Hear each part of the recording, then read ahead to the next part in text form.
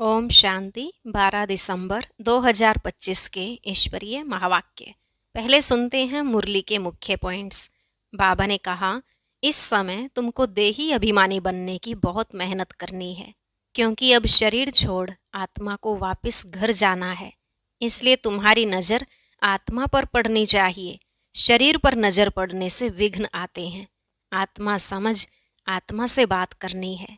फिर बाबा ने कहा, तुम हो सल्वेशन आर्मी, तुम्हें खूब सर्विस करनी है, सेंटर खोलने हैं।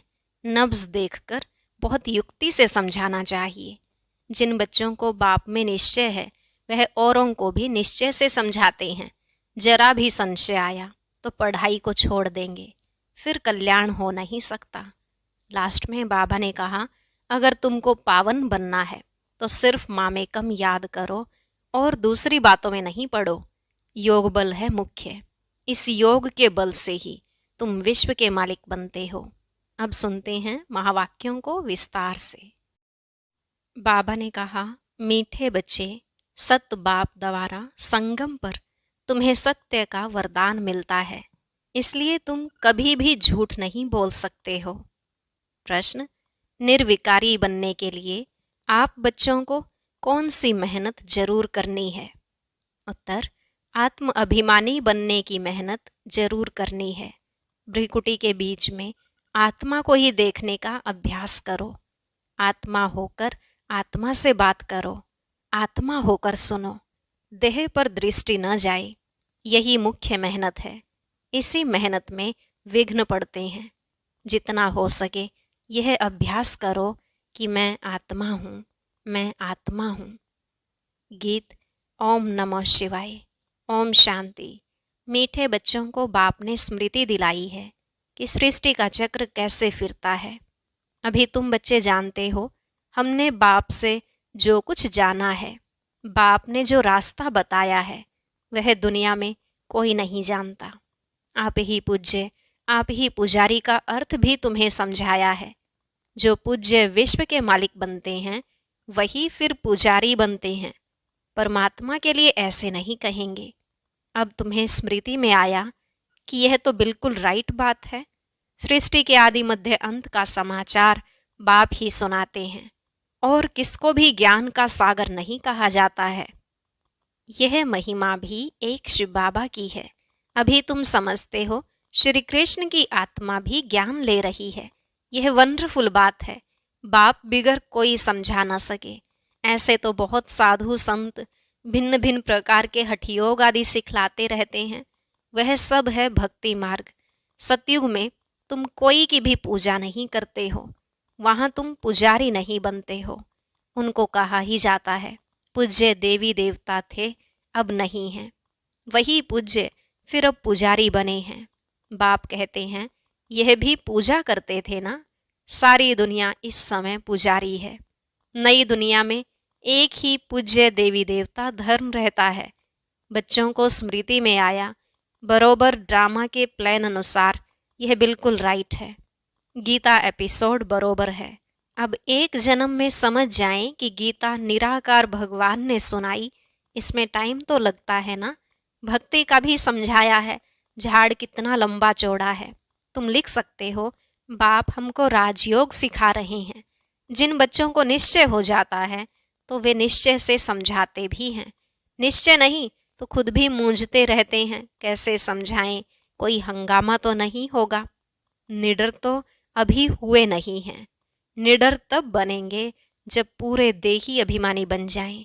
डरना तो तब है जब ज्ञान नहीं है। तुम सब हो महावीर। दुनिया में तो कोई नहीं जानते कि माया पर जीत कैसे पहनी जाती है। तुम बच्चों को अब स्मृति में आया है। आगे भी बाप ने कहा था, मन मना भव। पतित पावन बाप ही आकर यह समझाते हैं। भल गीता में अक्षर हैं, परंतु ऐसे कोई समझाते नहीं। बाप कहते हैं, बच्चे देही अभिमानी भव। गीता में अक्षर तो है ना। हर एक बात का बाप निश्चय बिठाते हैं। निश्चय बुद्धि विजयंती। तुम अभी बाप से वर्षा ले रहे हो। बाप कहते हैं, ग्रस्त व्यवहार में भी जरूर रहना है। सबको यहाँ आकर बैठने की दरकार नहीं। सर्विस करनी है, सेंटर्स खोलने हैं। तुम हो सैल्वेशन आर्मी, ईश्वरीय मिशन हो ना। पहले शूद्र मायावी मिशन के थे, अभी तुम ईश्वरीय मिशन के बने हो। तुम्हारा महत्व बहुत है। इन लक्ष्मी नारायण की क्या महिमा है। जैसे राजाएं होते हैं वैसे राज्य करते हैं। इन्हों को कहेंगे सर्वगुण संपन्न विश्व का मालिक, क्योंकि उस समय और कोई राज्य नहीं होता। अभी बच्चे समझ गए हैं विश्व के मालिक कैसे बने। अभी हम सो देवता बनते हैं। तुम नॉलेजफुल बन गए हो। तुम सबके ऑक्यूपेशन को भी जान गए हो। चित्र रॉन्ग कौन से हैं, राइट कौन से हैं, वह भी तुम समझा सकते हो। रावण राज्य का भी तुम समझाते हो। यह रावण राज्य है, इनको आग लग रही है। भंभोर को आग लगनी है। भंभोर विश्व को कहा जाता है। अक्षर जो गाए जाते हैं उन पर समझाया जाता है। भक्ति मार्ग में अनेक चित्र बनाए हैं। वास्तव में असुल होती है शिव बाबा की पूजा, फिर ब्रह्मा विष्णु शंकर की त्रिमूर्ति जो बनाते हैं वह राइट है। फिर यह लक्ष्मी नारायण त्रिमूर्ति में ब्रह्मा सरस्वती भी आ जाते हैं। भक्ति मार्ग में कितने चित्र बनाते हैं। तुम महावीर बन रहे हो ना। मंदिर में भी कोई की हाथी पर सवारी, कोई की घोड़े पर सवारी दिखाई है। बाप कहते हैं महारथी। महारथी माना हाथी पर सवार। यह भी समझाया है कैसे गज को ग्राह खाते हैं। बाप समझाते हैं जो महारथी हैं कभी कभी उन्हों को भी माया ग्रह हप कर लेती है। तुमको अभी ज्ञान की समझ आई है। अच्छे अच्छे महारथियों को माया खा जाती है। यह हैं ज्ञान की बातें, इनका वर्णन कोई कर न सके। बाप कहते हैं निर्विकारी बनना है, दैवी गुण धारण करने हैं। कल्प कल्प बाप कहते हैं काम महाशत्रु है, इसमें है मेहनत, इस पर तुम विजय पाते हो। प्रजापिता के बने तो भाई बहन हो गए। वास्तव में असुल तुम हो आत्माएं। आत्मा आत्मा से बात करती है। आत्मा ही इन कानों से सुनती है, यह याद रखना पड़े। हम आत्मा को सुनाते हैं, देह को नहीं। असुल में हम आत्माएं भाई भाई हैं, फिर आपस में भाई बहन भी हैं। सुनाना तो भाई को होता है, दृष्टि आत्मा तरफ जानी चाहिए। हम भाई को सुनाते हैं। भाई सुनते हो? हाँ, मैं आत्मा सुनता हूँ। बीकानेर में एक बच्चा है जो सदैव आत्मा आत्मा कह लिखता है। मेरी आत्मा इस शरीर द्वारा लिख रही है, मुझ आत्मा का यह विचार है, मेरी आत्मा यह करती है। तो यह आत्म अभिमानी बनना मेहनत की बात है ना। मेरी आत्मा नमस्ते करती है। जैसे बाबा कहते हैं रूहानी बच्चे, तो भ्रिकुटी तरफ देखना पड़े। आत्मा ही सुनने वाली है, आत्मा को मैं सुनाता हूँ। तुम्हारी नज़र आत्मा पर पड़नी चाहिए। आत्मा भ्रिकुटी के बीच में है। शरीर पर नज़र पड़ने से विघ्न आते हैं। आत्मा से बात करनी है, आत्मा को ही देखना है। देह अभिमान को छोड़ो, आत्मा जानती है। बाप भी यहाँ भ्रिकुटी के बीच में बैठा है, उनको हम नमस्ते करते हैं। बुद्धि में यह ज्ञान है हम आत्मा हैं, आत्मा ही सुनती है। यह ज्ञान आगे नहीं था। यह देह मिली है पार्ट बजाने के लिए, इसलिए देह पर ही नाम रखा जाता है। इस समय तुमको देही अभिमानी बन वापिस जाना है। यह नाम रखा है पार्ट बजाने। नाम बिगर तो कारोबार चल न सके। वहाँ भी कारोबार तो चलेगी ना, परंतु तुम सतोप्रधान बन जाते हो, इसलिए वहाँ कोई विकर्म नहीं बनेंगे। ऐसा काम ही तुम नहीं करेंगे जो विकर्म बने। माया का राज्य ही नहीं। अब बाप कहते हैं तुम आत्माओं को वापिस जाना है। यह तो पुराने शरीर हैं, फिर जाएंगे सतयुग त्रेता में। वहाँ ज्ञान की दरकार ही नहीं। यहाँ तुमको ज्ञान क्यों देते हैं? क्योंकि दुर्गति को पाए हुए हो। कर्म तो वहाँ भी करना है, परंतु वह अकर्म हो जाता है। अब बाप कहते हैं हथकार्डे दिलियार्डे, आत्मा याद बाप को करती है। सतयुग में तुम पावन हो तो सारी कारोबार पावन होती है।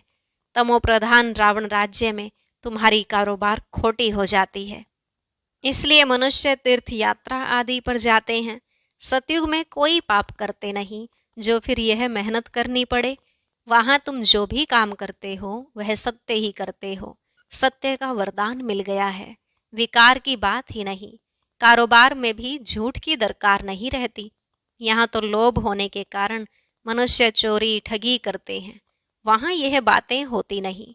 ड्रामानुसार तुम ऐसे फूल बन जाते हो। वहां है ही निर्विकारी दुनिया, यह है विकारी दुनिया। सारा खेल बुद्धि में है। इस समय ही पवित्र बनने के लिए मेहनत करनी पड़े। योग बल से तुम विश्व के मालिक बनते हो। योग बल है मुख्य।